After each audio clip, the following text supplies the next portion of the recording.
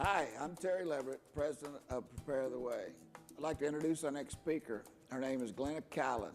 She has expertise in her field. She comes to this with a master's in home economics and nutrition. Thank you. In this session, I'm going to treat you as if you're in my house, in my living room, and I'm going to talk to you very honestly about some things we've tried that have worked and that have not worked. You'll have a chance to see some foods and then to sample some foods, and I hope you'll come away with just a much more practical working reality of what it means to work with stored foods. So first thing, I want to show you some of the new projects. I mentioned that we'd built a solar cooker, and I want to show you some of the things that we've done. So if we could start the PowerPoint before I get my hands messy over here. If you've grown corn, how many of you garden? Okay. Do you grow sweet corn? Do you grow corn? We tried it. Yeah. We killed it. Oh, okay. Well, in our house, the raccoons kill it, basically. It's like there's this thing, underground messaging system. As soon as it's ripe, they call all their friends, and they'll just wipe it out. And we've just tried everything. Well, this year, we just gave up. We said we gave our seed to someone else, let them grow it, and we decided to do the dry field corn. And this is an heirloom type corn, and it's recommended as a good one for grinding. So with corn, and we'll talk more about this in the gardening thing, there are huge varieties of sweet corn and all the GMO issues and that kind of deal. But for now, I'm just going to tell you, this was chosen because it's a good grinding corn. It's an heirloom seed. And in the same corn, we got some yellow and we got some red. Again, it can be used for decorations, but I got it specifically for grinding. To remove it, you can do it with your hands.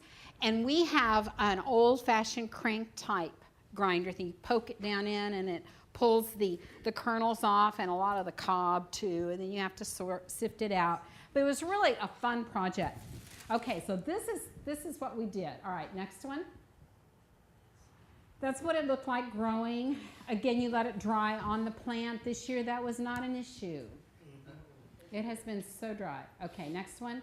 There's another. It's just a little patch. Okay, and that's what it looked like when it was first ground. And I did that in my hand crank grinder. Corn is much easier to grind than wheat. And then I did not sift it. You could have. I did not, because I like the little flecks in it. Okay, the next one. And then I make the tortillas, and this was my first time for doing it. I've always said I would, and I never had. And there's a stage. These are cornmeal and whole wheat flour. And then you make it and you let it rest, and then you pat them out and you let them rest. And then you can see in the corner that's one of those hand pressed tortilla makers. You don't need that. You can use a rolling pin. I just had it and tried it. And then this is what I came up with. And last night for dinner, we had home-cooked pinto beans with garlic, our own garlic, cooked with them. They were wonderful. But they were spread on this with cheese on top and then broiled. And I would have to say, I didn't ask Rod. I just fed him to him. He ate it. He's so good about that. He'll just eat anything. But I thought they were kind of bland. I think next time I would spice it up with something. I don't know, some sort of red peppers, jalapenos, something. It needed a little more salsa, homemade salsa would have helped, something like that. And these, I don't know. If you want to tear off, I've handled them, you may not want to, but if you want to tear off a bite and sample it, you can. Again, I'm going to work on this some more too and improve that recipe. So I brought some things I've tested for you to try. But that's one thing you might have fun with. Okay, the next one I think is our solar oven. Yeah. Now, our goal with it was to recycle everything because we thought you can go purchase one of these for a couple $100, all right? But they don't look that hard. So we had a box. We had one of those, it's a big green egg knockoff type grills. But the inside thing was cracked and they had to replace it. So it came in this fabulous heavy-duty box with all that styrofoam in it. And when I started looking at the plans for solar box cookers, basically that's what they were. So we pulled that out, and that's what we're using. So that was the box it was shipped in with the original styrofoam. And then you get a cardboard box that fits down inside it. So you have 2 layers of boxes. It could be 2 cardboard boxes. It doesn't have to be a heavy duty. And size is up to you too. The thing that seemed to be important from all the plans I looked at is that the inside is black, and then you have the cookware that you use. And they say that cast iron cookware is too heavy to conduct wheat, and they recommended a lighter weight blackened cookware. So I found this cheap set. The only thing I purchased actually was the cookware, a set of 3. And this larger one sits in the bottom perfectly because you need a bottom layer, okay? So then I put whatever I'm cooking in this pan and set it inside it. And then there's a little muffin tin. So, and then you put foil on the flaps of the box. So your reflecting unit is just foil, and then I painted with stove paint, and we had that already, the inside of the box. Okay, and then I think the next one. Okay, and that's what it looked like, kind of put together. And then we took the lid from this big box and covered it with foil to reflect down on it. So it is pretty impressive looking. Just didn't cook very well. Okay, next one. And then this one takes more, has more of the circular foil covered cardboard or whatever to focus the sun in. And then that's the principle by which it works. And see, what he was mentioning is that I need to get this up off the bottom. That's why we practice. All right, that's all the slides. Thank you. So once again, we've tried tons of new things. I'm always reading about new things. I've brought new things, hopefully, for you to sample. And I am always open for questions. I'm never threatened by questions. We have different experiences, different parts of the country, things we've tried that works, that don't work. And we learn from one another. So absolutely, when anything comes up that you aren't clear about, be sure and ask me. The recipes I think most of you have been given are some things you'll have a chance to sample, and I'm going to explain them to you, even though probably we'll wait till the filming is over before we actually share food, just because it would not show up very well. But I want to talk to you about what this is so you don't have to sit there and wonder. Okay, the first thing on the energy balls. This recipe actually came from my daughter-in-law, and my grandson is, well, it was 3 when this happened. They are one of his very favorite things. He knows this is a healthy food he can get out of the refrigerator at any point.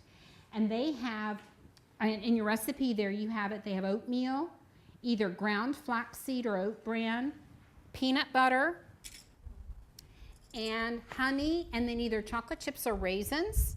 And this particular one has raisins in it, and vanilla. And children, see, you need to always include children, whether it's your children, grandchildren, nieces, nephews, whoever. They love this stuff. They love camping. They love campfire cooking. They love all this stuff. It's the moms that don't like it because it's so much work. I mean, it really is. But these are simple things you can do. And they can mix them and roll them up. And then you just chill it, and once it's chilled, you just roll it into balls. And they're nutritious, high energy. They're not low calorie, but remember, we're talking about energy and nutrition and something filling. So that's a great option for you. Another thing, and I talked a little bit about this earlier, is the Ezekiel flour and Ezekiel mix. And the complaint on the Ezekiel breads often are that they're heavy, and they are. And this may have been cheating a bit. These muffins have yeast in them. And I included the recipe there for you. I included the Ezekiel flour mixture that I used. And you can see it here. And then I included the recipe for these muffins. And they take 4.5 cups of the Ezekiel flour, yeast, salt, honey, warm water, and oil. And all those are ingredients that you would have available with the exception of yeast.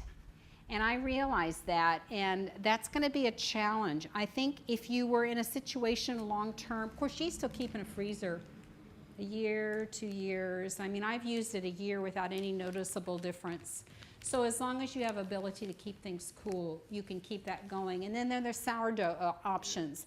And I've not explored that because we are so stuck on our bread. I have a yeast bread recipe that uses only the whole wheat flour, honey, yeast, and water, and salt. And it is light, and it is moist, and it is wonderful. And it's just like we eat it all the time, and I don't want to change. You know what I mean? So I'm going to have to, maybe for next year I'll experiment and do some of the sourdoughs. But with the Ezekiel bread, basic recipes usually do not have yeast. And they are a heavier, but it is a very nutritious bread. So all you coffee drinkers can dunk it in your coffee or, or do something like that. I don't know. But I do think you'll enjoy the muffins. And this is homemade apple butter. So you can have homemade apple butter on your Ezekiel bread muffins. See, you don't want lunch, do you? No. Okay, when you look at this, you may want lunch. This is from your other recipe sheet. And this is not appetizing looking. I'm sorry, it looks horrible, doesn't it? But it's cheese made out of powdered milk it took like 5 minutes. I mean, this was the easiest thing, you just can't imagine. And it's a soft cheese, so you could do it. Now, it's non-fat powdered milk. And non-fat cheeses don't melt very well. So keep that in mind. But you could stir in seasoning, and you could smear it on crackers. You could smear it on bread. You could use it like tofu, like in a stir fry, something like that. It takes on the flavor of whatever you're cooking it with. All that's in this, I mean, I've done it before, but I redid it yesterday because I'd kind of forgotten about it. And Terry said, oh, could you do some powdered milk stuff? And I thought, oh yeah, I'll pull that out. This is it, warm water, white vinegar, just simple white vinegar and dry milk powder. That's all that's in it. And it honestly took less than 5 minutes. You have that warm water in that hot pan, and you stir it, and the curds form immediately. Dump it in a strainer, rinse the water out, and you would think it would taste vinegary and yucky. It doesn't. It's very bland. And my taster Rod tested it for me again last night, and it's just like more like a mozzarella type cheese, soft cheese. Powdered milk though. The other thing is yogurt, and I'm really not, I was going to make some more, but it wouldn't have had time to chill. So I brought some, and again, this has been sitting at room temperature a little bit, so it's going to be more liquid than it normally would be. But this is some homemade yogurt from this recipe you're seeing here. And it's made, all that's in it, 2 quarts milk, 2 teaspoons cultured yogurt. This can be some you've purchased, or it can be kept from the time before. And then extra powdered milk stirred in. That just makes it a little thicker product. Okay, all you do, you warm the milk, you stir in the 2 teaspoons of yogurt thoroughly, and then this is how I process it, non-electric. I used to make a bigger deal out of it, and I kept thinking, there's got to be another way. This is what I do, honestly. I mix that up, then I have a stock pot, and my recipe makes about 3 quarts. So I pour it into quart jars, and I use these little, if you don't have any of these little plastic lids, they're wonderful. Walmart, anywhere has them. They have a pint, the small mouth, which would fit, these are pints or small mouth quarts, or they have the wider ones. But when you open home canned things, they're great for reclosing. So I use them on quart jars for my yogurt. And I put 3 of them down in here and then go up to the neck of the jar with hot water. Not boiling, but hot. And leave it on my counter all day. And the end of the day, or I do it overnight, and then the next morning put it in the refrigerator. And it's solid yogurt. Now, the thing that makes it more liquid, what I do for sweetener and flavoring, is take homemade jam and stir it in. Yeah, it's good. This is blueberry. But when you do that, there's always a little liquid with it, and it makes it runnier. So unless you have thickened it up like with a gelatin or something to make it thicker, like commercial yogurt, it's going to be a thinner product. But my goodness, you can do it with powdered milk, no electricity, And we've just got to rethink some of those things and get more creative with them.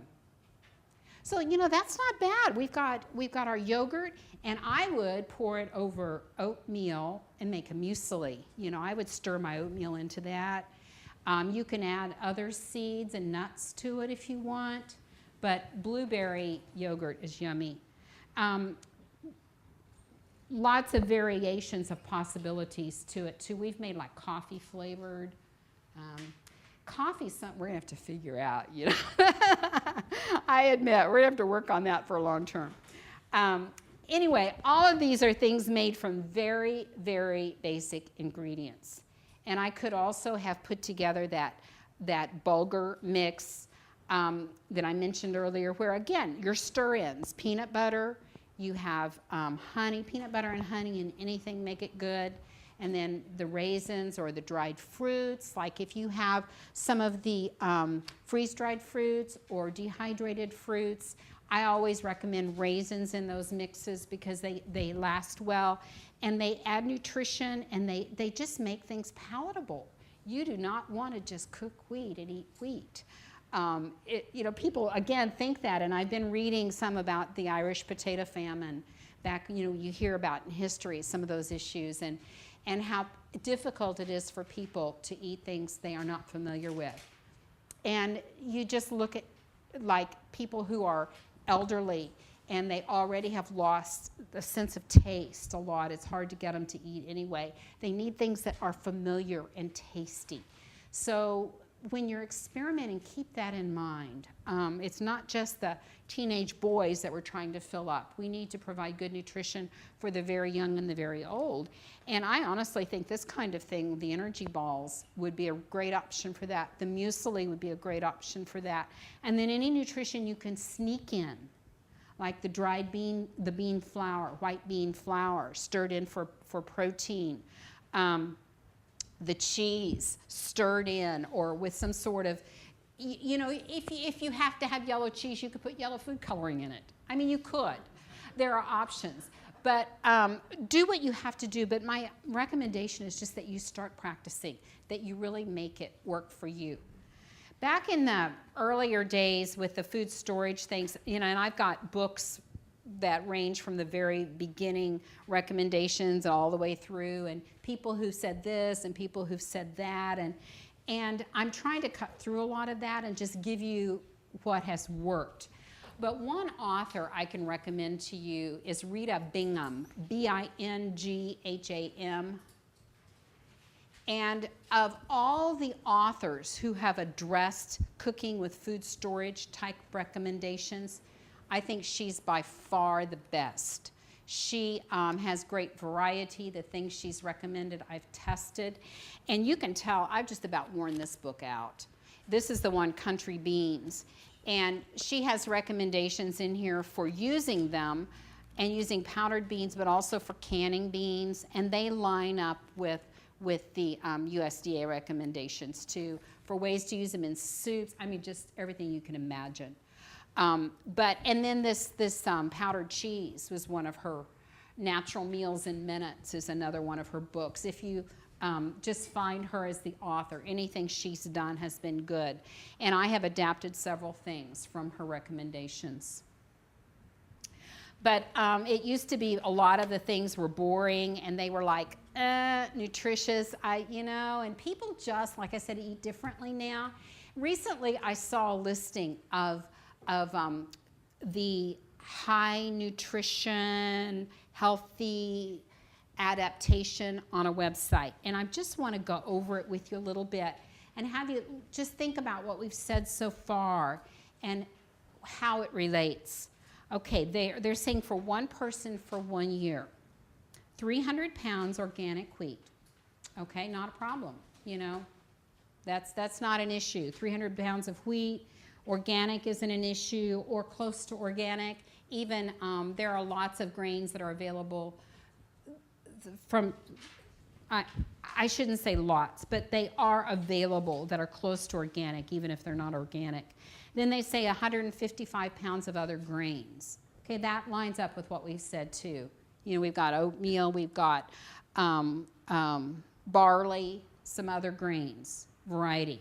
Okay, then they say 50 pounds of nuts and 50 pounds of seeds. Okay, that's good, except remember what you need to know about nuts and seeds. They don't keep forever, so you have to rotate them or freeze them, right? Okay, and then they add beans, of course organic, 75 pounds, which is kind of what we'd said before, but lots of variety of beans, so that lines up. Raw honey, 60 pounds, same thing we've talked about before, about a bucket of honey. And then their recommendation is about 20 pounds of oil, coconut or olive oil. I think Prepare the Way has avocado oil as an option. You know, all those are good, healthy options. Salt, they say real salt rather than just the iodized salt. So, you know, that's not a problem. Salt lasts forever.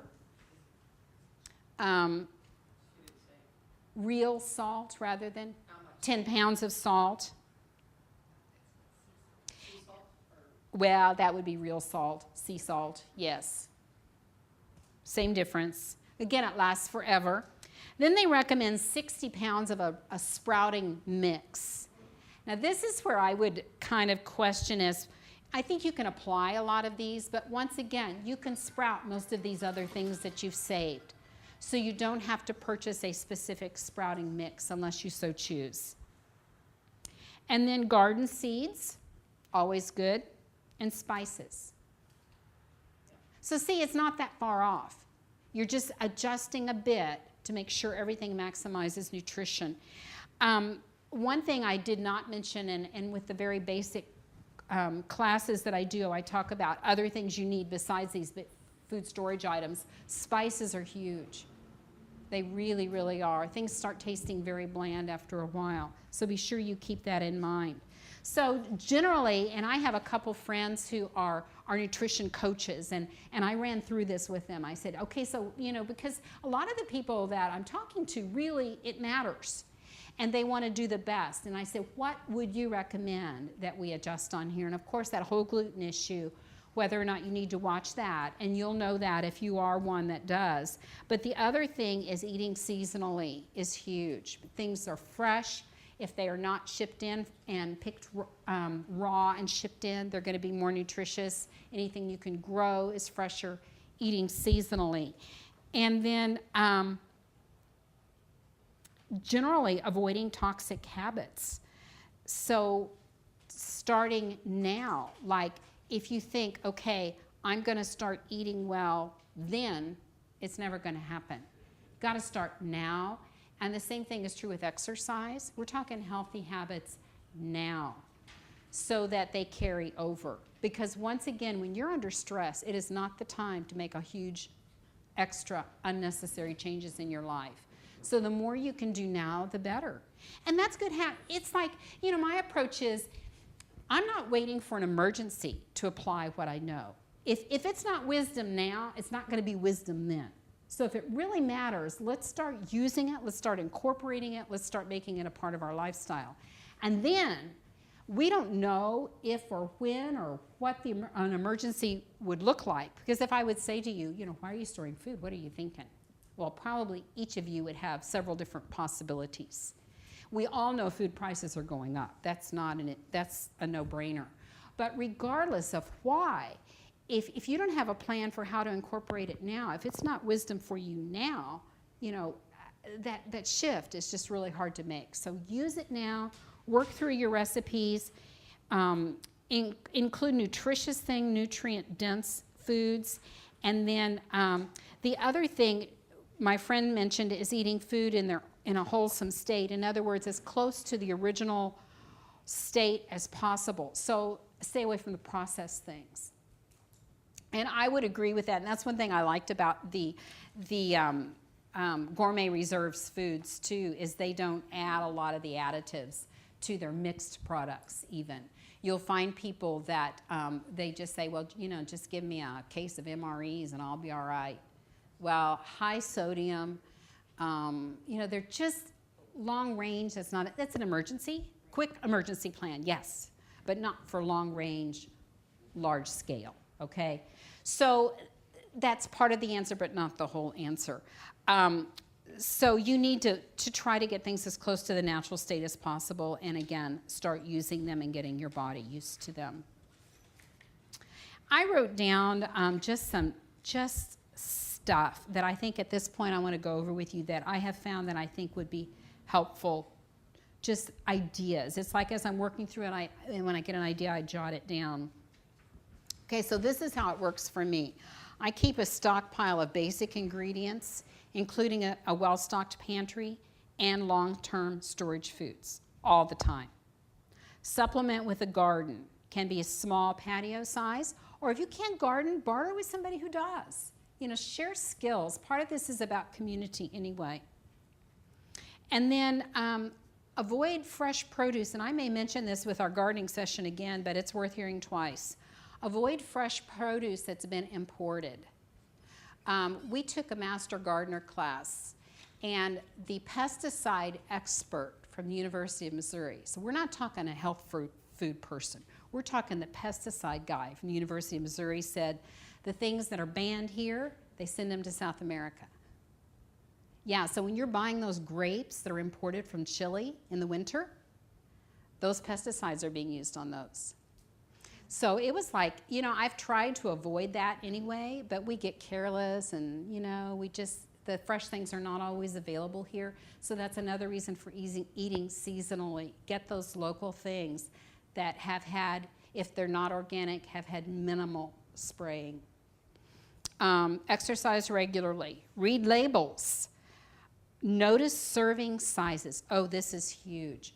Let's say that this is a mixed product. This is beef stroganoff. And it says it serves 11 people. Okay, I'm drawing on memory here, but I think that's about right. 11 one-cup servings.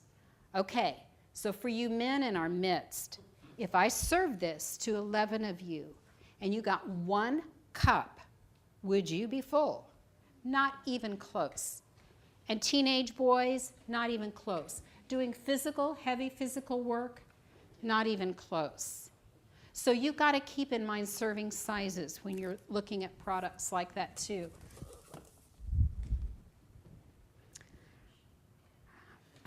Color coding the gamma lids, that red one that I had on the bucket earlier. That's a great organizational tool. Things that you can do, limited budget for increasing the health. Start cooking hot cereals. The warm grain cereals, and there are flavoring mixes you can do, and I mentioned the muesli, all those. Less expensive, higher nutrition. Making your own salad dressing. Adding meat stock for, you know, if we stop thinking about meat as the main dish and think about it as a flavoring, you know, we get a lot of impact out of it, but we lower the expense. Using quality meat, but in smaller portions. And then some of the less expensive vegetables are the most nutritious. Potatoes, sweet potatoes, cabbage, carrots, kale, onions, garlic. They're not expensive, highly nutritious. And then eggs are a nutritious, low-cost alternative to meat. So you might consider that. Learn to make excellent soups. And there you can put anything in a soup. Sprouting seeds. Clear out the junk foods. I know.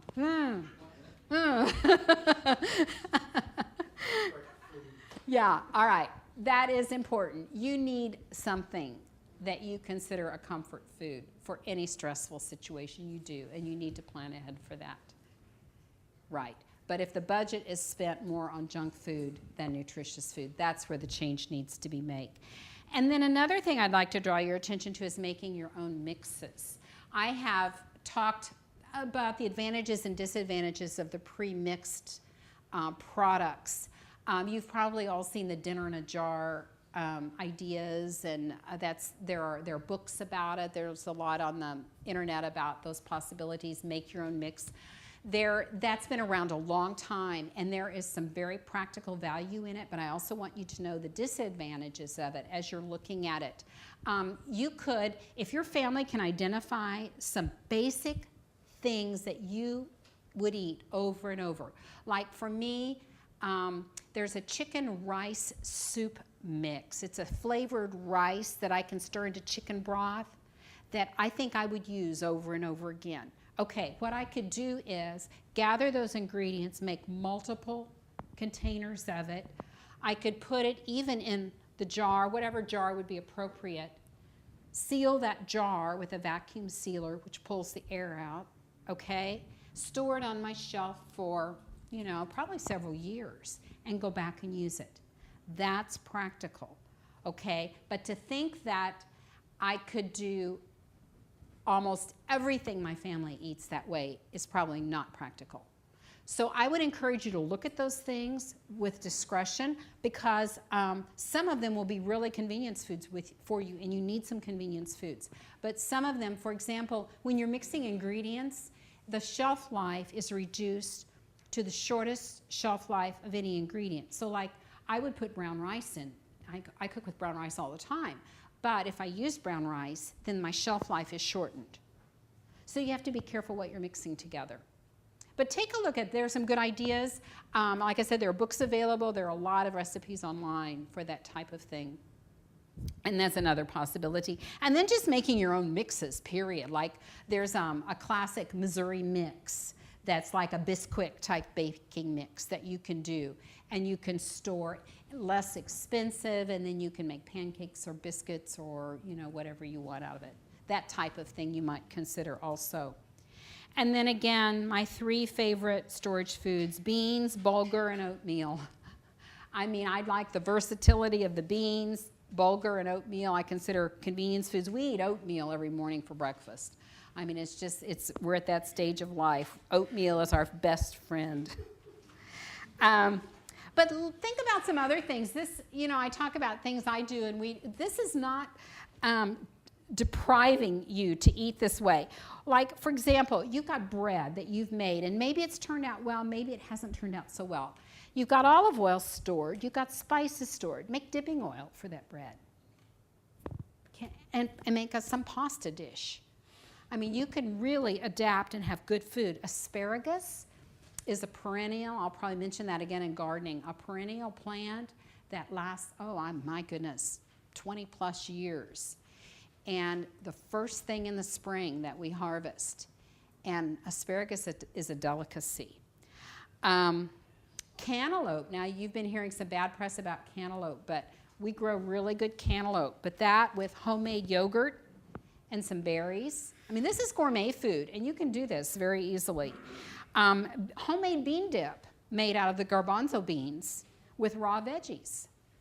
Right now, peppers are everywhere, you know, the raw peppers. Very nutritious. And you can eat that way now. You don't have to wait until there's some sort of an emergency. There are granola-type breakfasts. There's all kinds of versatile stuff for breakfast, but granola dishes use a lot of the grains. I've mentioned soups. You've got cream soups. You've got bean soups. You've got vegetable soups. If you can make a good broth, and if you don't have meat, there are those like beef base, chicken base, soup base things, and you can get them without MSG. And a lot of these products are improving. The public is demanding better products, and they're getting it.